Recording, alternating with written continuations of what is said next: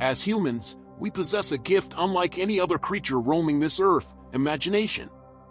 It's a realm where dreams dance freely, where the seeds of tomorrow are sown in the soil of our minds. Imagination paints the canvas of possibility, allowing us to glimpse the future before it unfolds.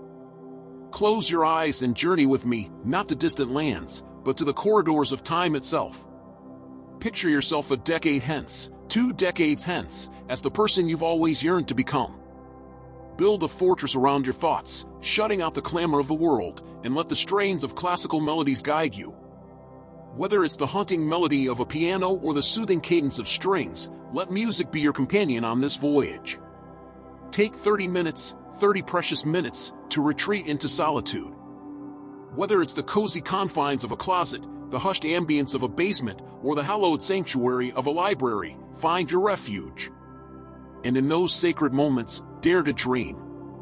Dare to live the life you envision.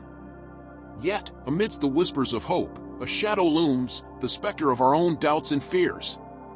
We dwell in the future, shackled to the past, haunted by our mistakes and trials. But know this: every titan of history, every luminary who has graced this earth, faced their own crucible. They scaled the cliffs of adversity, traversed the valleys of despair, for greatness demands sacrifice. Have faith, my friend, faith that transcends the bounds of time and circumstance. Believe, with unwavering conviction, that your dreams will blossom into reality. In the darkest hours, when despair threatens to engulf you, hold fast to the certainty that one day, your moment will come.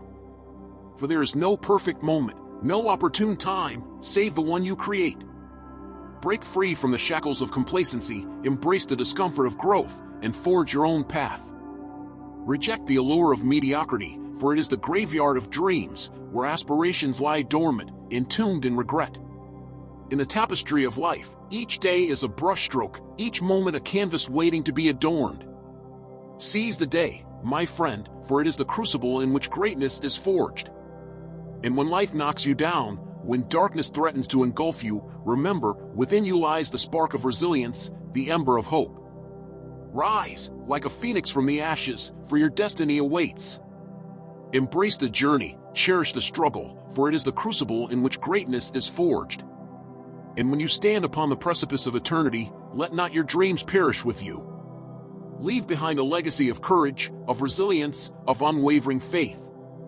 For in the tapestry of existence, it is not the years we accumulate, but the lives we touch, that define our legacy.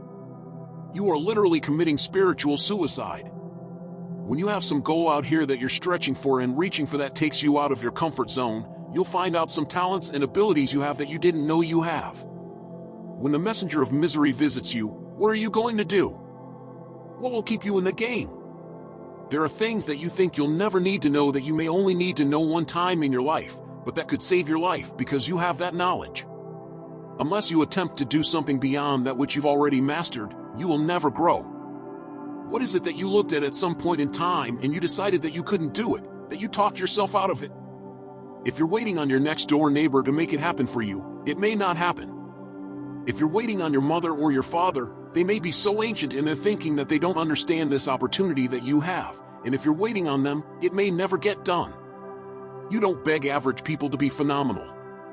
You don't beg good people to be phenomenal. You just are phenomenal, and you will attract phenomenal. What reason can you remember that you can call on, that you can reach on, that can make you get back up? Find that reason.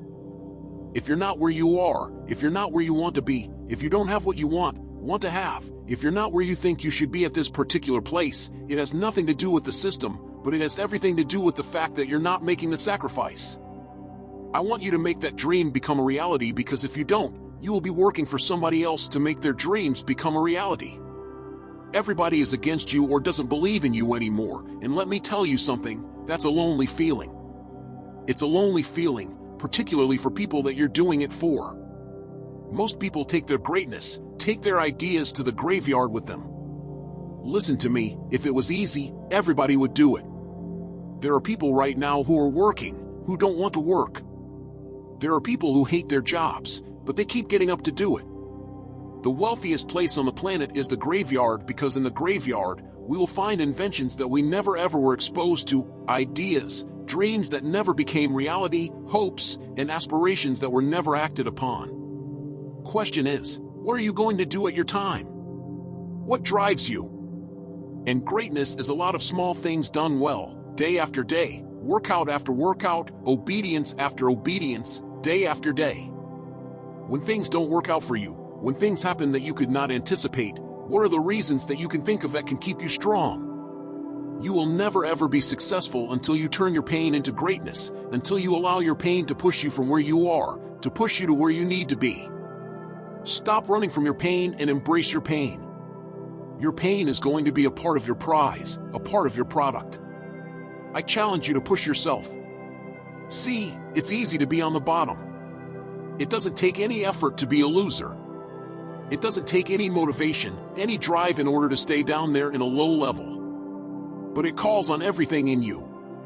You have to harness your will to say, I'm going to challenge myself. I mean that what you did last week doesn't count today.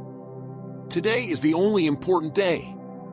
There are 86,400 seconds in the day, and how you use those are critical. You got 86,400 today, and what you do today is going to see who you are.